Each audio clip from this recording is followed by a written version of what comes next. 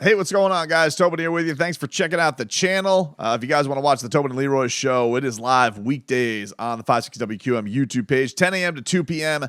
And check that on out, man. I appreciate it if you guys go subscribe over there. Subscribe here if you haven't already and get notifications every time. I'm going to be getting to a YouTube mailbag this week, so looking forward to that.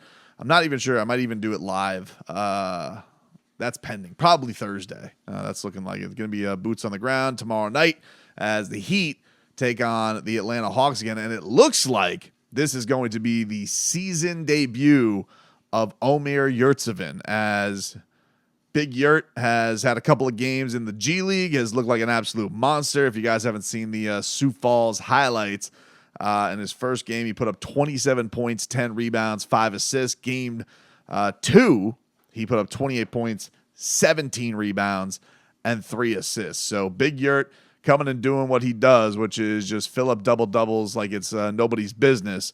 It'll be interesting to see what he's going to bring to the table and what his role is going to be now that Cody Zeller's here. You know, Cody Zeller is that backup big now.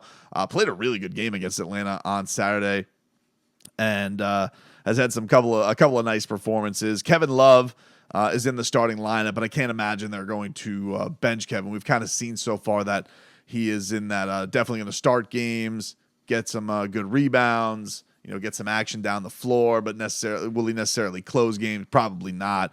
So where does Ömer fit into that? I don't know. It'll be interesting against maybe some bigger teams to see where he pops in there, where they think he can fit, and what kind of impact he can make. He had one preseason appearance this year, and that was starting next to Bam Adebayo against the Minnesota Timberwolves at 11 points, 9 rebounds, and I think it was like 27 minutes. And the funny thing about that is I can't forget that preseason game. I was filling in on the broadcast. I was doing pregame before Solana got the gig, and so was doing some filling in for 560.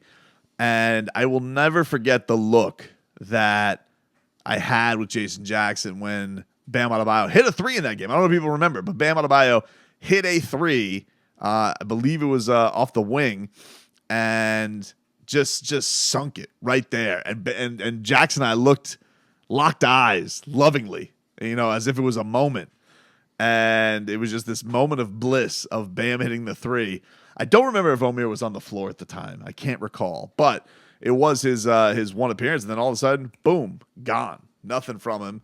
And, a couple of broadcasters have been on. Jax has told us, Ron Rothstein was on with Joe Rose, and they had both said that, like, look, it seemed like the plan coming into the year was going to be to start Ömer Yurtseven. Now, what do you do now at this point, right? Like, you have already, they're trying to get used to a starting lineup that has been kind of rocky.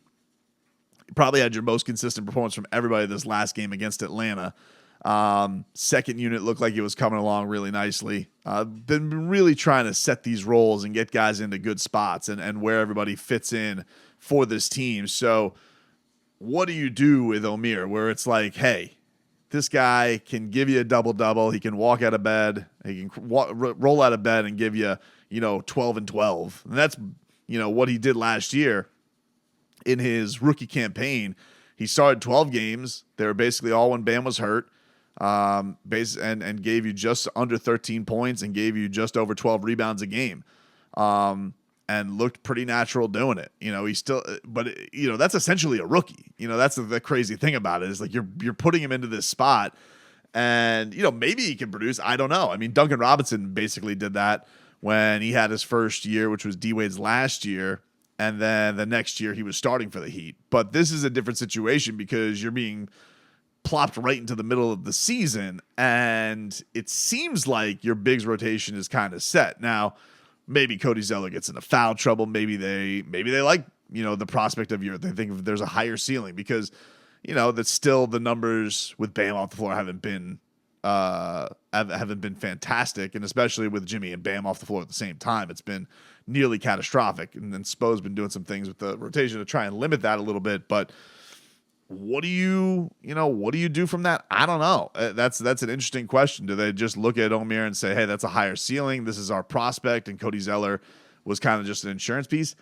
I think they're going to kind of just roll with it, but it's not like Miami's been playing this fantastic basketball right now. So if anybody feels like they can help, certainly you got to tap into that and get it. I don't know what the realistic expectations are of Yurtseven coming into the situation with 17 games left, something like that.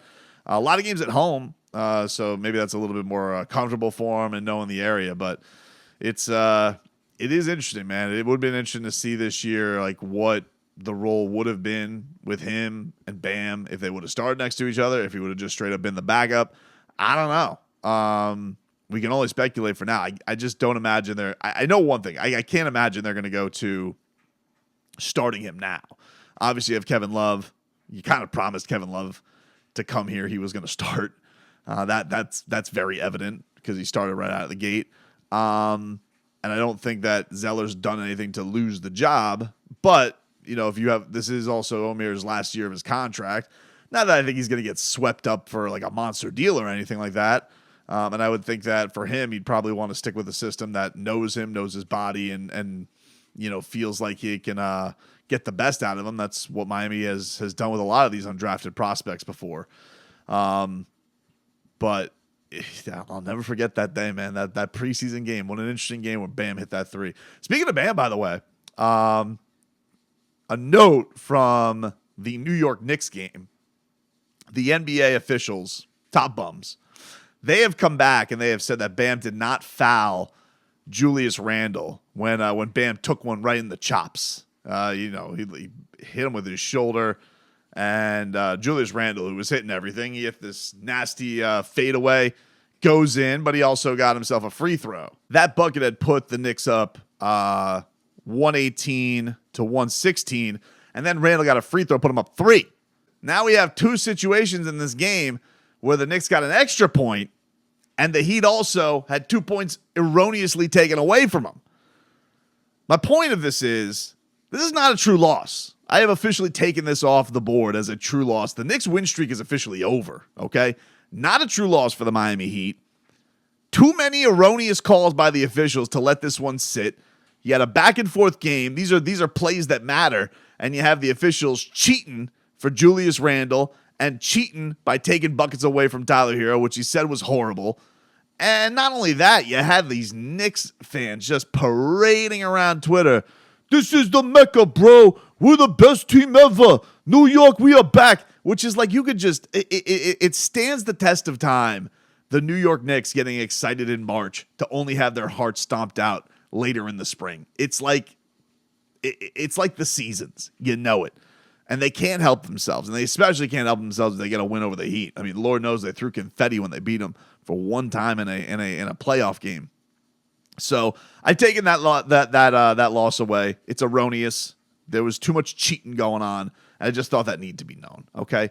But listen. Let us not forget about what we're here for, and that is Ömer Yurtseven. Okay, who's making his debut tomorrow, aka Ömer No Shirtseven. Okay, dude is like an Instagram model. Not only is he getting boards, is he getting buckets. Handsome. All right, dude is lighting it up at the Wynwood Walls with whatever fashion shoots he has going on. He's got, and by the way, has also been doing some really fantastic work and charity work with Miami to get relief for his native Turkey with the earthquake that happened there, the catastrophe that happened there. He'd been like been auctioning off autographed jerseys and things like that. So, he's been doing some really, really fantastic work. I can't wait to see what he's got, man. This is I'm curious to see how much playing time that he brings to the table, but I think the Heat certainly had some expectations for him to help this year, and so we'll see if he can get right back to it when with this these last dozen and a half games or so.